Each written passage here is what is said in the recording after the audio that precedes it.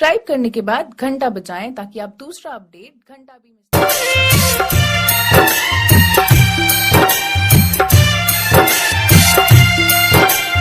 DJ Mitthu recording by VS recording studio Motihari.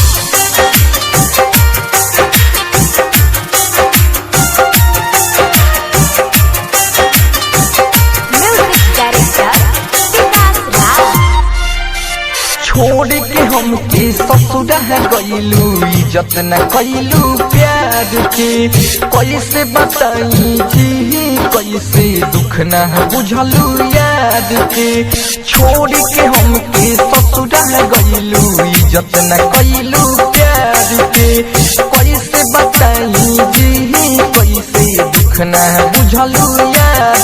तनी हमके बता दे रही है बतिया के, तनी हमके बता दे रही है बतिया के।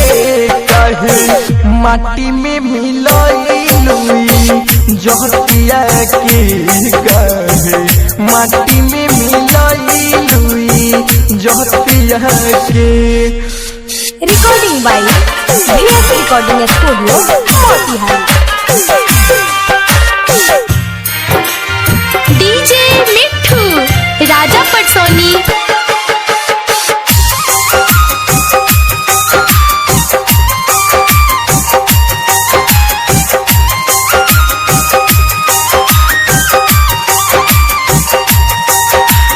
एक साथी खेल कूद के भैनिया से आन हो, हमारे में तो बसत रहे रानी तोहर परान हो। एक साथी खेल कूद के भैनिया से आन हो, हमारे में तो बसत रहे रानी तोर परान। काहे कहलू तो हतिया रे, काहे कहलू तो हतिया रे। कहे माटी में मिलइलू जहतिया रे, कहे माटी में मिलइलू जहतिया रे।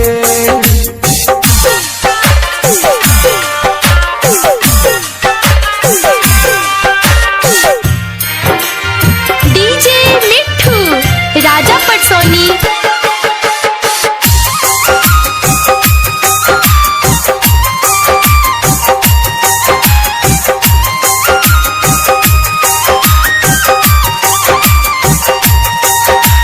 हमरे के हरदम देखत रहलू तू तो जंगला के छेद से।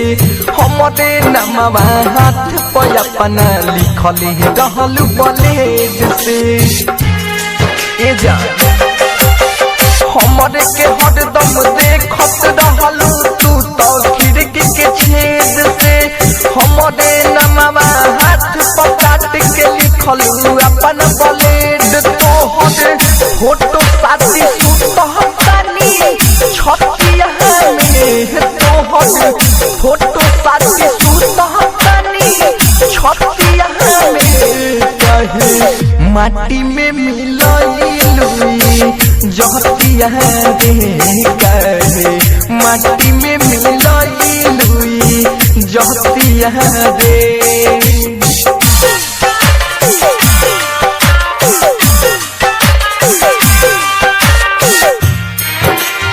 डीजे मिट्ठू राजा पटसोनी।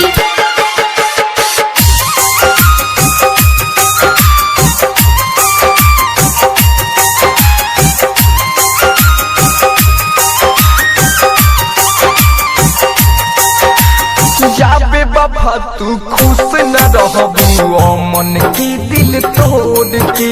राइटर राजा पटती बिहारी के याद आई उ भोर के।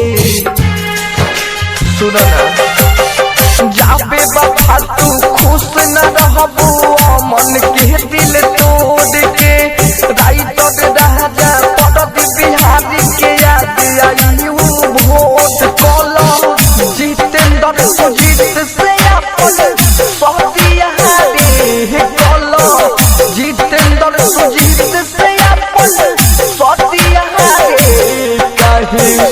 माटी में मिलैलुई जहतिया रे काहे माटी में मिलैलुई जहतिया रे